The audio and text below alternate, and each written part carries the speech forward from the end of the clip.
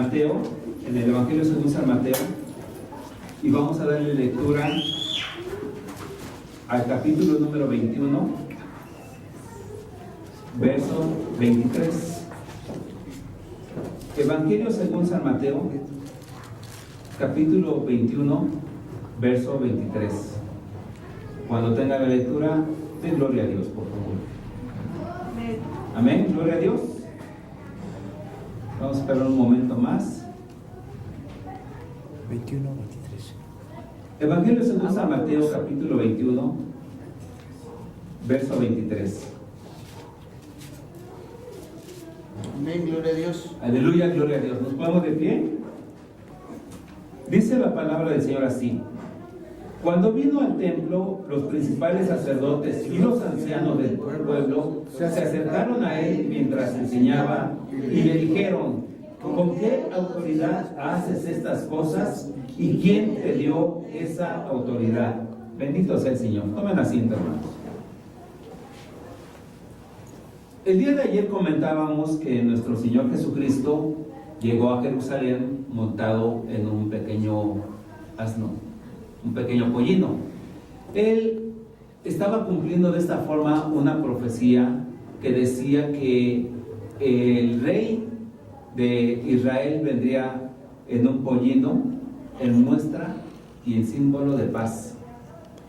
Después de ese día que llegó y que estuvo en el pueblo y que los niños cantaban y le gritaban: Hosana, sálvame, oh hijo de David, reconociéndolo los niños como el Mesías, y mucha gente del pueblo lo reconocía como el Mesías, dado que extendían sus mantos delante de su presencia. El día de hoy, al día siguiente de ese evento, el Señor Jesucristo tiene por lo menos 3 acciones registradas en la palabra de Dios. La primera acción que se registra es que Él va a buscar un alimento, un higo, a una higuera, porque esa higuera ya tenía hojas verdes y Él suponía que iba a encontrar el alimento. Ahorita vamos a tratar el tema. El segundo evento es con respecto a que Él visita el templo, Él visita el santuario. Y el tercer evento es cuando precisamente pasa lo que acabamos de leer, que los principales sacerdotes y ancianos del pueblo se acercaron y le preguntaron: ¿con qué autoridad haces estas cosas? Bendito sea el Señor. Nosotros sabemos, hermanos, que la autoridad que tenía el Señor Jesucristo la recibió del Padre. Él fue el que lo envió al mundo para que Él fuese el libertador y el sacrificio perfecto para la liberación de todos los hombres. Entonces, hermanos, fíjense con respecto a el primer punto. Dice el Evangelio de Marcos, capítulo 11, verso del 12 al 14. Al día siguiente, cuando salieron de Betania, tuvo hambre, y viendo de lejos una higuera que tenía hojas, fue a ver si tal vez hallaba en ella algo. Pero cuando llegó a ella, nada halló sino hojas, pues no era tiempo de higos. Entonces Jesús dijo a la higuera: nunca más coma nadie fruto de ti. Y lo oyeron sus discípulos. Yo les pregunto, hermanos, ¿acaso el Señor Jesucristo realmente no sabía que en esa higuera no iba a encontrar higos? Sí sabía, claro que sabía Él, porque Él es Dios Todopoderoso. Esto, hermanos, es una parábola, esta es una enseñanza, porque ciertamente al pueblo de Israel se le llama la higuera, o también en muchos pasajes de la Biblia de los profetas le llaman la viña. Entonces, aquí cuando dice que en el Evangelio según Marcos, que Él se acercó a esa higuera para ver si encontraba algo, podría suponerse que Él no sabía lo que iba a encontrar. Él sabía perfectamente que no iba a encontrar higos, porque además dice la palabra de Dios que no era tiempo de higos. Pero para hacer una referencia con respecto al fruto que estaba dando el pueblo de Israel, él va y queda esto escrito precisamente para nuestra enseñanza, hermanos. Exactamente dice en Oseas 9:10: como uvas en el desierto hallé a Israel, como la fruta temprana de la higuera en su principio vi a vuestros padres. Fíjense, Oseas capítulo 9 verso 10 está hablando ya con respecto al pueblo de Israel como la uva o como una higuera. Y Isaías, hermanos, Isaías capítulo 5 verso del 1 en adelante, la palabra de Dios también habla de el pueblo de Israel como si fuese un cultivo. Dice así la palabra del Señor. Isaías capítulo 5 verso 1. Dice la palabra del Señor así: ahora cantaré por mi amado el cantar de mi amado a su viña. Tenía mi amado una viña en una ladera fértil. Le había cercado y despedregado y plantado vides escogidas. Había edificado en medio de ella una torre y hecho también en ella un lagar, y esperaba que diese uvas, y dio uvas silvestres. Bendito sea el Señor. Todo esto, hermanos, es el antecedente para que se fueran cumpliendo las profecías. El Señor Jesucristo estaba precisamente cumpliendo las profecías, y dice aquí en Isaías que Dios preparó una viña, la cercó, le puso vid especial, ¿verdad? Él esperaba que diese uvas ricas, pero dio uvas silvestres. ¿Cómo son las uvas silvestres? Son pequeñas y amargas. Y entonces aquí lo que está diciendo precisamente cuando dice que fue a ver a la higuera para ver si encontraba algo, pues él sabía que no iba a encontrar nada, porque el pueblo de Israel hacía mucho tiempo que no estaba dando ningún fruto agradable a nuestro Dios. Bendito sea su nombre. Ahora bien, dice en Mateo, hermanos, hablando de esta parte, dice que viendo los discípulos que la higuera estaba seca, que se estaba secando, que estaba seca desde la raíz, les dice el Señor Jesucristo en Mateo 21, del 21 al 22, respondiendo Jesús les dijo: de cierto os digo, que si tuvieres fe y no dudares nada, no solo haréis esto de la higuera, sino que si a este monte dijeres, quítate y échate en el mar, será hecho. Y todo lo que pidieres en oración creyendo, lo recibiréis. Bendito sea el Señor. Gloria sea el Señor. Entonces, hermanos, la enseñanza no solamente es para los que estaban del pueblo de Israel, sino también para sus discípulos, que se asombraron de que ante la maldición del Señor Jesucristo, la ordenanza, más que maldición, la ordenanza de que el Señor Jesucristo le da a la higuera deja de dar fruto. Nunca jamás nadie coma de ti fruto. Y entonces, hermanos, la enseñanza es: si pidieres creyendo, no solamente harías esto de la higuera, sino que a este monte le dirías, quítate y échate al mar, y sería hecho. Y todo lo que pidieres en oración, creyendo, lo recibiréis. Bendito sea nuestro Señor, hermanos. Entonces, nosotros podemos entender, hermanos, que debemos pedir en nuestras oraciones, pero pedir con fe. A Dios, hermanos, no le agrada alguien que sea tibio. Lo hemos comentado en varias ocasiones. Si vamos a pedirle algo al Señor, hermanos, vamos a pedirle confiados en que el Señor lo va a hacer. Si nosotros tenemos alguna situación de enfermedad, hermanos, si estamos pasando por una situación de escasez económica, vengamos al altar y con toda confianza digámosle: Señor, yo sé que tú eres el proveedor de todo. Yo sé que tú vas a hacer, Señor y Dios bendito, por tu infinita misericordia, que en mi casa no falte el pan. Esta situación que yo tengo de dolencia, no es mi enfermedad, Señor, no es mi enfermedad, no es mi diabetes, ni es mi cáncer, ni es mi ceguera, no. Es una enfermedad que tiene mi cuerpo, pero yo sé que tú puedes quitarme cualquier enfermedad. ¿Por qué? Porque para ti nada hay imposible. Bendito sea el Señor. Entonces, hermanos, debemos de pedir sin dudar. Si el Señor Jesucristo, de acuerdo a Juan 3:16, se entregó a sí mismo por amor de nosotros, porque dice la palabra de Dios que Dios amó tanto al mundo que dio a su Hijo unigénito, entonces Él se entregó por amor.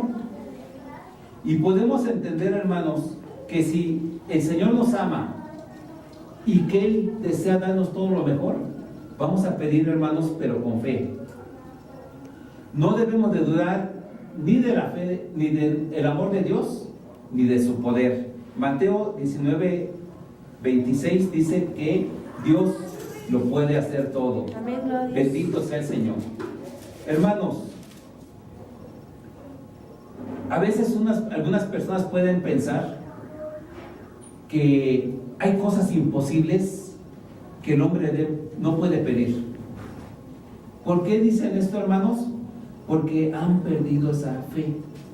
Esa fe que tuvieron al inicio, hermanos, esa fe que tuvieron cuando empezaron a venir al templo. Yo creo que cuando la primera vez que entramos a este lugar, hermanos, todos llegamos esperanzados de que el Señor estaba aquí. Y llegamos y le pedimos con todo nuestro corazón y el Señor hizo misericordia. Pero conforme ha pasado el tiempo, pues hemos menguado, ¿verdad? Hemos pensado que es más fácil pedir desde nuestra casa, es más fácil pedir desde otro lugar tal vez, pero yo, créame, hermano, que sé que el Señor bendito está en este Amén, lugar. aleluya. Bendito sea su nombre. Ahora bien, hermanos, esta es la primera enseñanza del Señor Jesucristo, tanto para el pueblo de Israel como para sus discípulos. Después se dirige, hermanos, hacia Jerusalén y entra en el templo, ¿verdad? Entra en el templo y nos dice Mateo 21 del 12 al 17 que el Señor Jesús entró en el templo de Dios y echó fuera a todos los que vendían y compraban en el templo y volcó las mesas de los cambistas y las sillas de los que vendían palomas y les dijo: escrito está, mi casa, casa de oración será llamada, mas vosotros la habéis hecho cueva de ladrones. Y vinieron a él en el templo ciegos y cojos y los sanó. Pero los principales sacerdotes y los escribas, viendo las maravillas que hacía y a los muchachos aclamando en el templo diciendo: Hosana al hijo de David, se indignaron y le dijeron: ¿oyes lo que estos dicen? Y Jesús les dijo: sí. ¿Nunca leíste desde la boca de los niños y de los que maman, perfeccionaste la alabanza?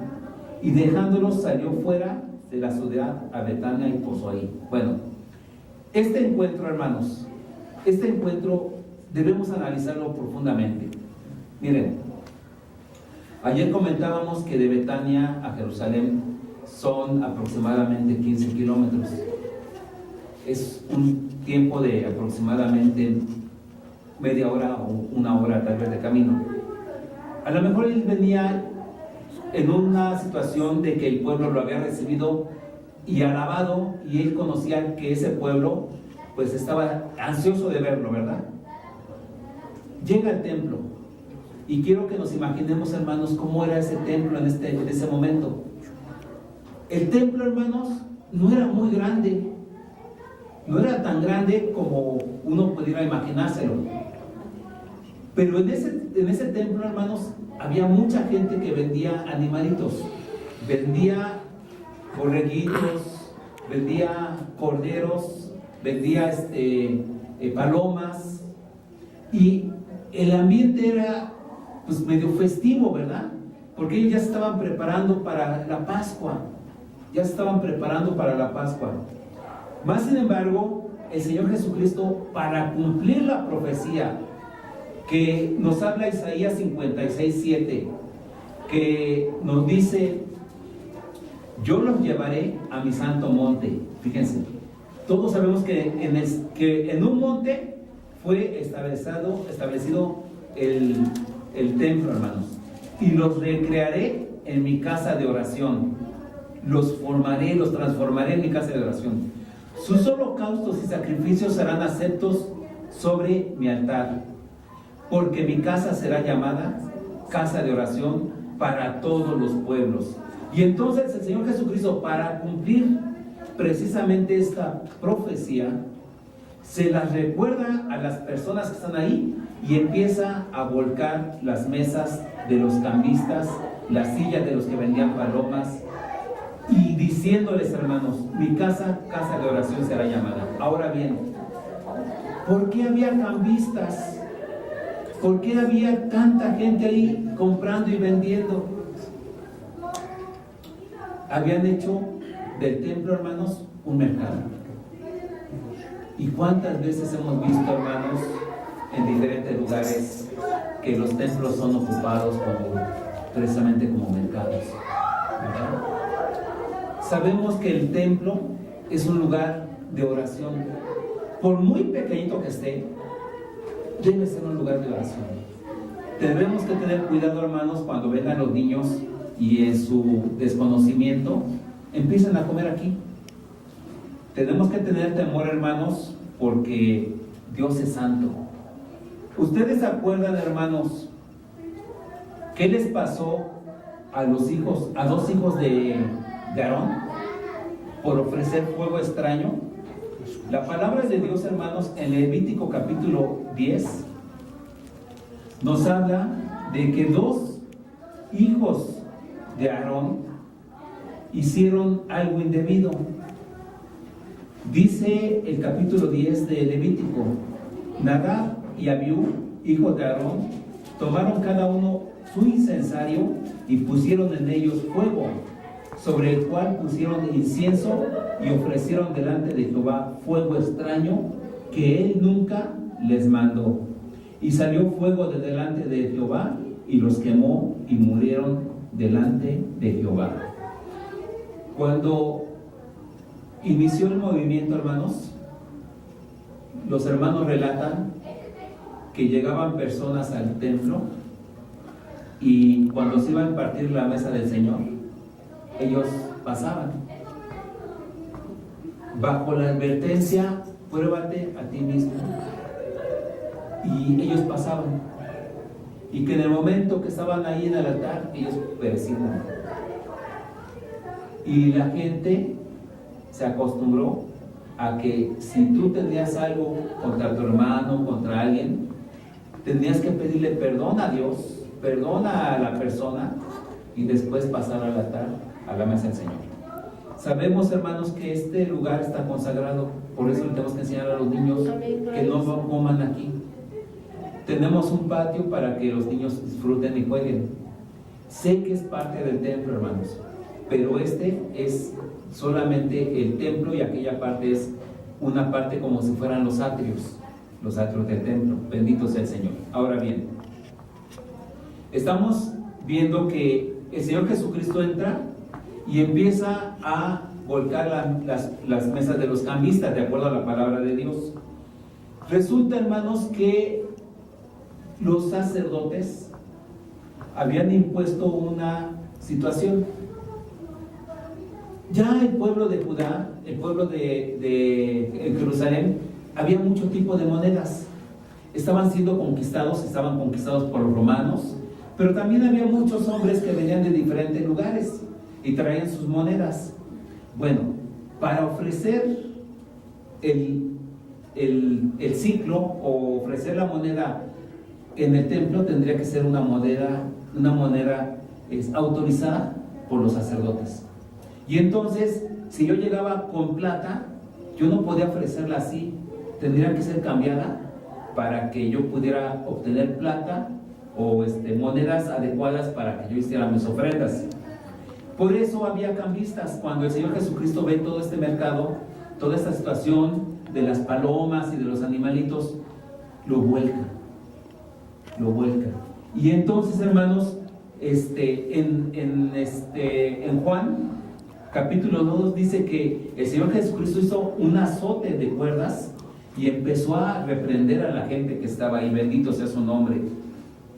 Ahora bien, hermanos, El Señor Jesús cumple la escritura, echa fuera a los vendedores.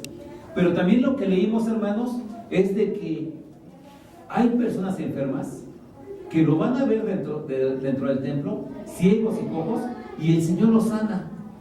Miren la misericordia. No solamente les está recordando lo que deben de hacer, sino que además en su gracia sana a ciegos y cojos que van a buscar el templo. Sin embargo, a veces la dureza de corazón, hermanos, nos lleva a no ver lo que Dios está haciendo. Si nosotros viéramos a un hombre ciego que recibe la vista, iríamos con la persona que oró por él y nos pelearíamos con él y le diríamos: ¿por qué los niños te llaman hijo de David? Pues no, al contrario, como sacerdotes, como hombres cultos, como hombres que estaban llevando la ley, debieron haberse preguntado: ¿qué está pasando? ¿Qué está pasando?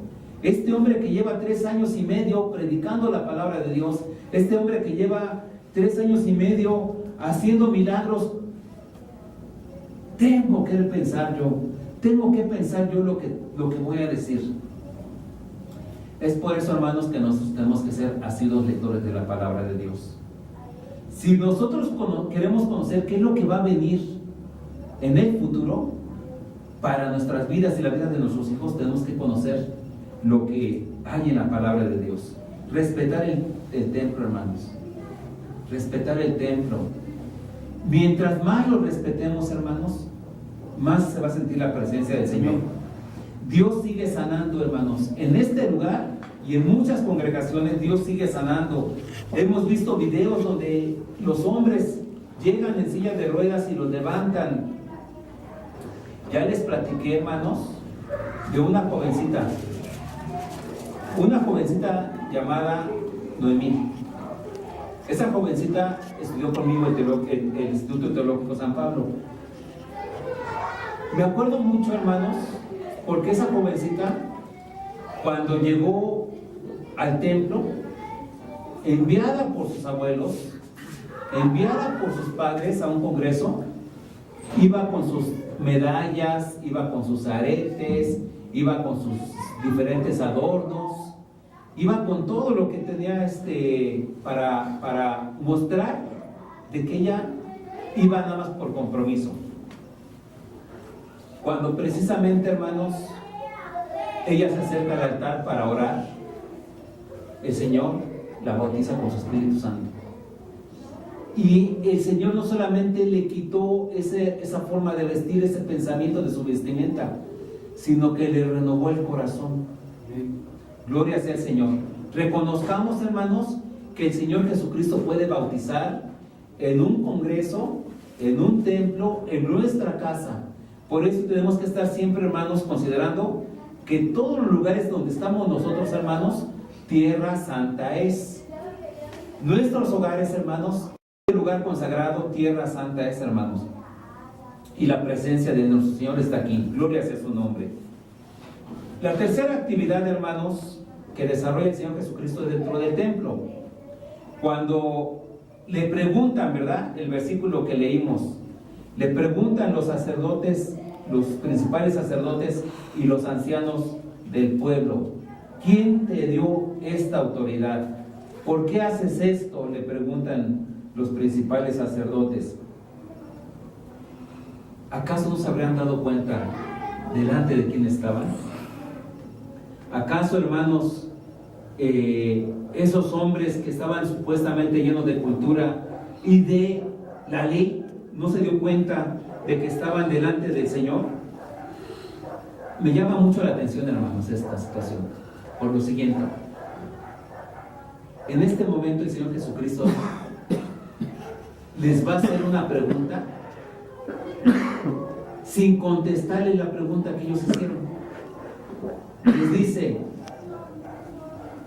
de acuerdo a Mateo capítulo 23, capítulo 21, hermanos,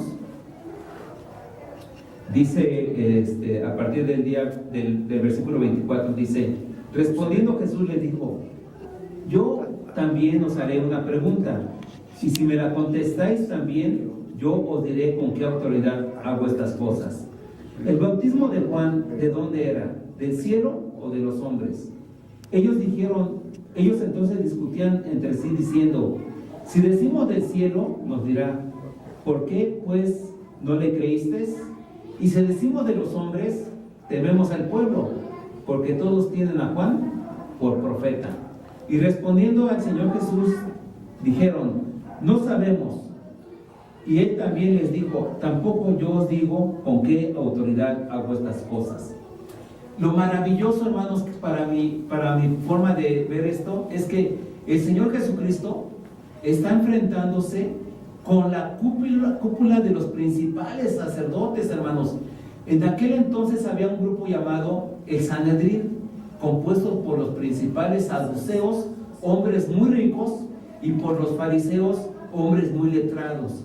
Y entonces ellos van y le preguntan, y el Señor Jesucristo no se intimida ante esos hombres a los cuales lo respetaba todo el pueblo, ¿verdad? A los ancianos del pueblo, dice la palabra de Dios, y eran muy respetados, y el Señor Jesucristo no se intimida, los toma como son, hombres que más que buscar la verdad, buscaban un beneficio. Y entonces les pregunta sobre Juan, les está preguntando sobre si Juan había recibido la orden de bautizar del cielo o era una orden de los hombres. Y ellos astutamente piensan, no podemos contestarle. Si decimos que de los hombres, el pueblo aquí nos puede apedrear, porque es considerado Juan como profeta. Y si decimos del cielo, nos va a decir, ¿por qué no le creíste? Para que ustedes también fueran bautizados y se agregaran a la iglesia.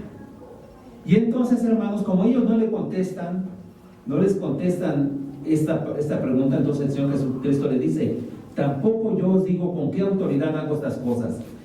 Sin embargo, les empieza a dar una respuesta a través de varias parábolas que va a dar. La parábola de los dos hijos, en donde dice que dos hijos, un padre tenía dos hijos, y a uno de ellos le dice, ve a la viña a trabajar. Y el primer hijo, el hijo mayor, dice, no quiero. Y entonces va con el hijo menor y le dice lo mismo, ve a trabajar a la viña. Y el hijo menor le dice, voy, padre. Pero el hijo mayor, arrepentido porque había dicho una cosa negativa a su padre, él va a trabajar. Y el hijo menor, que le había dicho que iba a ir, no va. Les pregunta el Señor Jesucristo, ¿cuál de los dos hizo la voluntad de su padre? Dijeron ellos, el primero. Jesús les dijo, de cierto os digo, que los publicanos y las rameras van delante de vosotros al reino de Dios. Porque vino a vosotros Juan en camino de justicia y no le creísteis.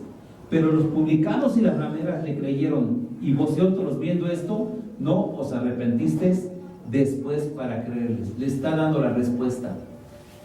Juan había recibido la orden de bautizar de Dios, bendito sea el Señor. Pero bueno, a veces somos un poquito tardos, ¿verdad? Y el Señor Jesucristo les da otra parábola. Les dice, oíd otra palabra. Hubo un hombre, padre de familia, el cual plantó una viña.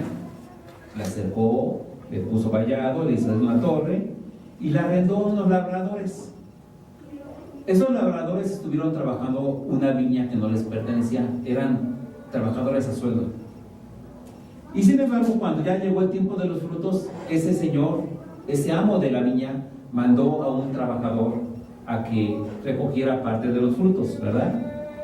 Y entonces los labradores lo golpearon. No le dieron nada, sino que lo golpearon. Y entonces, hermanos, después de haberlo golpeado, pues dice la palabra de Dios que envía a otros siervos. Y a unos los golpean y a otros los matan. Y dice el dueño de la viña, enviaré a mi hijo, porque a él lo van a respetar. Y estos hombres también piensan con respecto al hijo. Matemos al heredero y nos vamos a quedar con la viña, porque ya nadie nos va a poder reclamar. Y entonces esta parábola, hermanos, era para ellos. Dice la palabra de Dios, verso 40 del capítulo 21 de Mateo. Cuando venga pues el señor de la viña, ¿qué hará a aquellos labradores? Le dijeron: a los malos destruirá sin misericordia y arrendará su viña a otros labradores que le paguen el fruto a su tiempo. Y entonces el Señor Jesucristo les dice: ¿nunca leísteis en las Escrituras: la piedra que desecharon los edificadores ha venido a ser cabeza de ángulo? Y el Señor ha hecho esto, y es cosa maravillosa a vuestros ojos. Por tanto digo que el reino de Dios será quitado de vosotros y será dado a gente que produzca los frutos para él. Y el que cayere sobre esta piedra será quebrantado, y sobre quien ella cayere le desmenuzará. Y entonces ellos entendieron, los fariseos y los principales sacerdotes entendieron que les hablaba de ellos. Ellos eran los malvados labradores, los arrendadores, y que esos hombres a los cuales habían golpeado, maltratado y matado eran todos los profetas. Todos los profetas que el Señor había mandado para que su pueblo se arrepintiese y corrigiese sus caminos. Bendito sea el Señor. Entonces, hermanos, podemos ver que habemos ocasiones en las cuales escuchamos la palabra de Dios y no la entendemos. Pero, ¿por qué no la entendemos? Porque no le decimos al Señor: dime, ¿qué significa esto? Dime, Señor, ¿qué significa esto? Y no debemos dejar, hermanos, que la palabra se vaya de nuestras manos sin haberla digerido. Cada vez que usted venga aquí, hermano, y escuche una palabra, pregúntese: ¿cómo aplico esto a mi vida? Ciertamente, hermanos, 3 años y medio estuvo el Señor Jesucristo enseñando, sanando toda clase de enfermedades, y los hombres todavía se preguntaban: ¿quién será este? ¿Por qué nos dice estas cosas? Obviamente, ellos sí lo entendieron. Y saben, su reacción es: Dios nos libre. Dios nos libre de que nosotros vayamos a ser quitados del ministerio. Ahora bien, hermanos, ¿con qué autoridad hizo el Señor Jesucristo todas las cosas? Expulsó demonios, levantó muertos, quitó muchísimas enfermedades. La autoridad es de Dios, hermanos. Amén, gloria a Dios. No nuestra. El Señor Jesucristo nos dice en Mateo capítulo 10, verso 25, que el Señor Jesucristo, capítulo 10, verso 1, que el Señor Jesucristo envió a sus 12 discípulos y les dio autoridad sobre los espíritus inmundos para que los echasen fuera, para sanar toda enfermedad y toda dolencia. Ahora bien, nosotros tenemos que ser muy humildes. Nosotros, a menos que escuche usted al Señor Jesucristo y el Señor Jesucristo a usted personalmente le dé autoridad, hermano,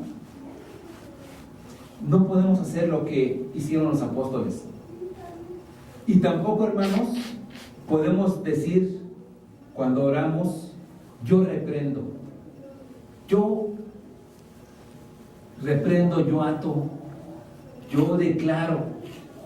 Esas palabras, hermanos, solamente hacen que la persona se envanezca. Con humildad debemos decir lo que dijeron los apóstoles cuando levantaron a aquel paralítico. Uno de los primeros milagros que hicieron los discípulos del Señor Jesucristo es que un paralítico pudiera levantarse y andar. Hechos capítulo 3, verso 6 dice: mas Pedro dijo: no tengo plata ni oro, pero lo que tengo te doy. En el nombre de Jesucristo de Nazaret, levántate y anda. Bendito sea el Señor. Y fíjense de esto, los principales sacerdotes les dicen, Hechos 4:18, y llamándoles les intimaron que en ninguna manera hablasen ni enseñasen en el nombre de Jesús. Entonces, hermanos, cuando oremos por alguien: Señor Jesús, en tu nombre te suplico, Señor, que tú hagas la obra, que tú hagas la obra. En tu nombre, Señor Jesús, echa fuera, expulsa a este demonio. ¿Sí? O como algunos hermanos dicen, en el nombre del Señor Jesucristo, fuera. Pero no digamos, en el nombre del Señor Jesucristo, yo te echo. ¿Por qué? Porque estamos haciendo en el nombre del Señor Jesucristo a un lado y yo, por mi poder, te echo. No, hermanos. Por eso no podemos más que leer la palabra de Dios y ver el ejemplo. El ejemplo. Fíjense, en Juan 10, 25, fíjense lo que dice la palabra de Dios. Jesús les respondió: os lo he dicho y no creéis. Las obras que yo hago en el nombre de mi Padre, ellas dan testimonio de mí. El mismo Señor Jesucristo, en el nombre del Todopoderoso, de su Padre, hacía las obras para que Él no tuviera en ese momento, hermanos, una soberbia, una vanidad. Nosotros necesitamos creerle al Señor Jesús, hermanos. Nosotros tenemos que ver el ejemplo bíblico y aplicarlo. No nos tenemos que desviar para que no venga una situación sobre nosotros. Si estamos enfermos, hermanos, permanezcamos en las plantas del Señor y oremos en lo secreto, donde el Señor escucha nuestras oraciones y nos concede todas las cosas públicamente. Bendito sea el Señor. El Señor Jesucristo nos pide que tengamos misericordia de las personas que están a nuestro alrededor. Si nosotros sabemos que está alguien enfermo, ore por él, pero ore, hermano, como dice la palabra de Dios, con fe. Ore, hermanos, como si nuestra vida fuera por medio, hermanos, y prediquemos la palabra. ¿Cómo dice la palabra de Dios? La fe es por oír y el oír por la palabra de Dios. Nosotros tenemos que orar intercediendo por las necesidades de todos, hermanos. Si queremos ver las maravillas de Dios en el templo, usted no crea que es menos, hermano. Usted es hijo o hija de Dios, y como hijo o hija de Dios, usted debe de clamar al Padre Eterno, creyéndole al Señor que usted es su hija y hijo, y que lo ama profundamente, hermanos. La palabra de Dios dice que no debemos dejar de congregarnos, como algunos tienen por costumbre, sino exhortándonos tanto más cuando veis que aquel día se acerca. Ciertamente, hermanos, estas palabras del apóstol Pablo fueron escritas casi hace 2000 años, pero que el día está más cerca es evidente. El día del Señor está más cerca. Entonces, ore, hermano, ore, hermana, conociendo que usted es un hijo de Dios, una hija de Dios, y que todas las cosas le van a ser concedidas. ¿O qué no acabamos de leer? Si tuvieras fe, le dirías a esta montaña, échate al mar, y la montaña se movería. Amén. Estamos aquí nosotros porque somos los hijos de Dios, y veremos, hermanos, cómo se mueven las montañas. Bendito sea el Señor. Amén. ¿Debemos respetar el templo, hermanos? Claro que debemos de respetar el templo. Cuando entre por sus puertas, hermanos, dice la palabra de Dios, entremos por sus puertas con acción de gracias. Y cuando oremos que el Señor sane, hermanos, tengamos confianza de que Él va sanando de todas nuestras dolencias. Amén. Si a usted le duele alguna parte de su cuerpo, hermano, dígale al Señor, sáname, Señor. ¿Necesitaremos gritar y hacer grandes situaciones aquí en el templo? No, hermanos. Ahí en su lugar donde ustedes tienen que orar, pídale al Señor, pídale al Señor, y creamos, hermanos, que lo que pidamos en este momento, el Señor nos lo va a conceder. Dios nos bendice cada día, hermanos. Debemos de ser fieles a Dios sin importar las circunstancias. Vamos a pedir al Señor que nos ama tanto, hermanos, por las necesidades. Seguramente usted tendrá alguna necesidad de hace algún tiempo. Vamos a pedirle al Señor, pero vamos a pedírselo con fe, y vamos a decirle así: Señor, tú dijiste en tu palabra que si pidiéramos con fe, podríamos ver a una montaña moverse. ¿Usted tiene fe, hermano, para pedirle al Señor? Amén. Pase la tarde, hermano, somos poquitos, pero sabemos que mi casa, casa de oración, Es.